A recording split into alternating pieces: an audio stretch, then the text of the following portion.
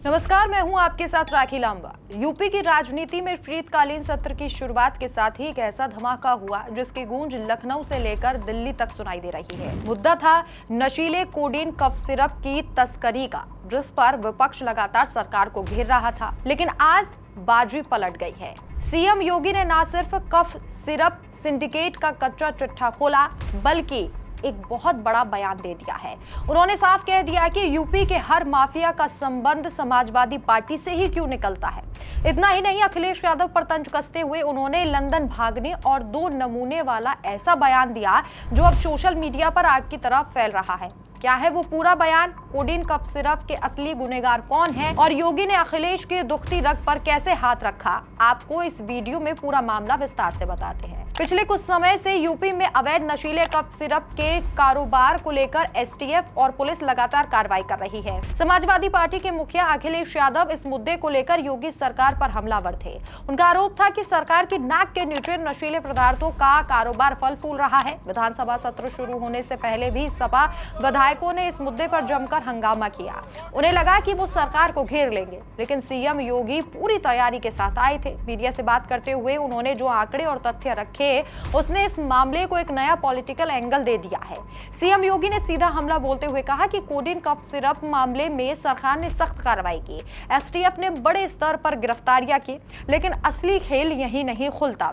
CM योगी ने दावा किया है कि जिन भी लोगों को एसटीएफ ने इस सिंडिकेट में पकड़ा है, उनके सीधे सीधे तार समाजवादी पार्टी से जुड़े हुए हैं। योगी आदित्यनाथ ने कहा कि ये कोई छिपी हुई बात नहीं है कि प्रदेश में हर सक्रिय माफिया के संबंध समाजवादी पार्टी से सामने आते रहे हैं। उन्होंने ये भी कहा कि जांच में गिरफ्तार अभियुक्तों की नजदीकियां सपा प्रमुख से पाई गई हैं। इतना ही नहीं, पैसों के लेन देन के सबूत भी मिले हैं। सीएम का कहना है कि जांच पूरी होगी और रिपोर्ट सामने आएगी तो दूध का दूध और पानी का पानी हो जाएगा।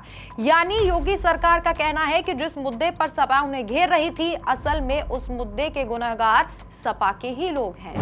78 अभियुक्त अब तक गिरफ्तार हुए हैं। 134 फर्म पर एक छापेमारी की कार्रवाई हुई है और इसमें अब तक जिन क्षेत्रों में ये आई हुई अलग अलग राज्यों से जुड़े हुए यह सभी केंद्र हैं और मुझे लगता है अगर आप इसकी गहराई में जाएंगे तो घूम फिर करके वही मामला है कि वो कहीं ना कहीं कोई ना कोई समाजवादी पार्टी से जुड़ा हुआ नेता या उनसे जुड़ा हुआ कोई ना कोई व्यक्ति उसकी चपेट में आता है। और इलीगल ट्रांजैक्शन भी जो हुआ है वह भी आपकी लोहिया बहाने के एक पदाधिकारी के अकाउंट के माध्यम से हुआ है। एसटीएफ इसकी जांच कर रही है। इस पूरे मामले में हाईकोर्ट से उस पूरे मामले को एनडीपीएस के अंतर्गत इस मामले में मुकदमा चलना चाहिए। ये उत्तर प्रदेश सरकार ने इस लड़ाई को लड़ा है और उसको जीता है और इस मामले में कोई भी अपराधी छूटने नहीं पाएगा। और चिंता मत करिए, समय आने पर बुलडोजर एक्शन भी उसकी तैयारी भी रहेगी, उस समय चिल्लाना मत करो। विधानसभा में हंगामे के बीच सीएम योगी अपने चिर परिचित आक्रामक अंदाज में दिखाई दिए। उन्होंने बिना नाम लिए राहुल गांधी और अखिलेश यादव दोनों को लपेट लिया। योगी आदित्यनाथ ने कहा कि देश में 2 नमूने हैं, एक दिल्ली में है और एक यहाँ यूपी में। उनका इशारा साफ था। उन्होंने कहा कि दिल्ली वाले जरूरी मुद्दों पर विदेश भाग जाते हैं और यही बबुआ भी करेंगे, ये भी लंदन भाग जाएंगे। देश के अंदर 2 नमूने हैं, एक दिल्ली में और एक लखनऊ में बैठते हैं।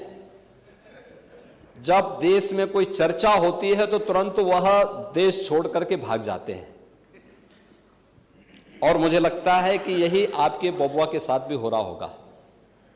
वह भी देश से फिर जाएंगे इंग्लैंड की सैर सपाटे में और आप लोग यहां चिल्लाते रहेंगे। बबुआ शब्द का इस्तेमाल योगी अक्सर अखिलेश यादव के लिए करते हैं। ये तंज इसलिए भी तीखा है क्योंकि बीजेपी अक्सर राहुल गांधी और अखिलेश यादव पर संकट के समय विदेश यात्रा पर जाने का आरोप लगाती रही है। योगी ने भरे सदन में ये कहकर विपक्ष की गंभीरता पर सवाल उठा दिया है। एक तरफ समाजवादी पार्टी है जो इसे कानून व्यवस्था की विफलता बता रही है, दूसरी तरफ सीएम योगी जिन्होंने आंकड़ों और गिरफ्तारियों का हवाला देकर गेंद वापस सपा के पाले में डाल दी है। अब देखना यह होगा कि अखिलेश यादव इन आरोपों और नमूने वाले बयान का क्या जवाब देते हैं? आप इस पूरे मामले को लेकर क्या सोचते हैं? हमें कमेंट बॉक्स में जरूर बताइए और चैनल को सब्सक्राइब जरूर करें। नमस्कार।